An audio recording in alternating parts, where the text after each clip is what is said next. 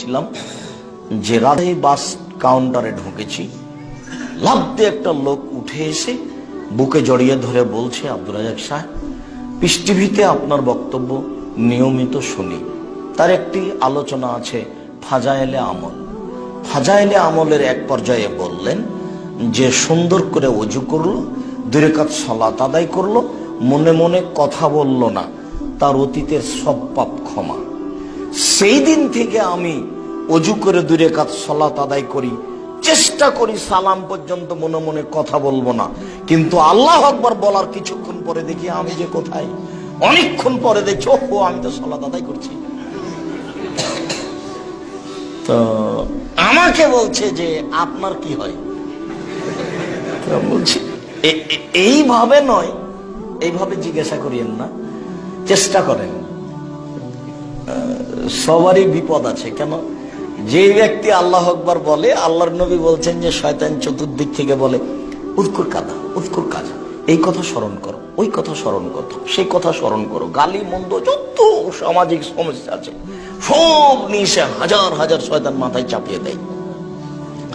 তার বিরুদ্ধে মোকাবেলা করে টিকে থেকে 2 রাকাত সালাত আদায় করা খুবই কঠিন। তবে আপনি মনে রাখবেন, আমাকে জিজ্ঞাসা না করে আপনি মনে রাখবেন, মানুষ পারবে, এ কথাই সত্য।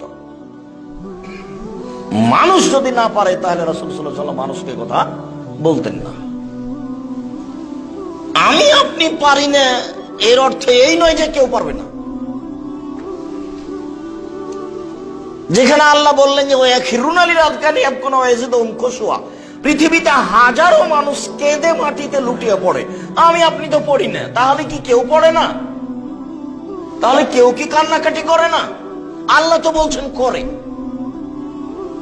আল্লাহ তো বলছেন যে মানুষ একেবারে কেঁদে লুটিয়ে পড়ে, কিন্তু আমার আপনার তো হয় না। এর অর্থ এই নয় যে কেউ পারে না, হয়তো অবশ্যই, যার কারণে আল্লাহ বলছে কেউ পারবে না 2 রাকাত সালাত আদায় করতে একবার স্টিল টিকে থেকে, কথা নয়। মানুষই পারে, মানুষই পারবে, মানুষকে চেষ্টা করতে হবে, যার ফল হলো এই।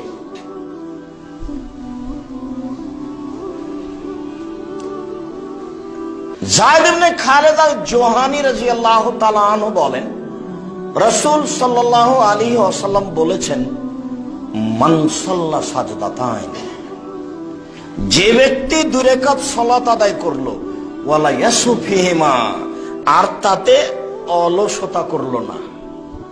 একটু নরম হয়েছে এবার আলোচনা, মানে আমি অলসতা করলাম না, তাহলে তো হলো। প্রথমবারে ছিল ভয় ভীতি নিয়ে, দ্বিতীয়বারে হলো মনে মনে কথা বললো না, আর তৃতীয়বারে এসেছে অলসতা করলো না। তাহলে কিছুটা টিকে থাকতে পারবো ইনশাআল্লাহ। অলসতা করলো না, তাহলে গফিরা লাহু মা তাকাদ্দামা মিন জামবি, অতীতের সব পাপ ক্ষমা।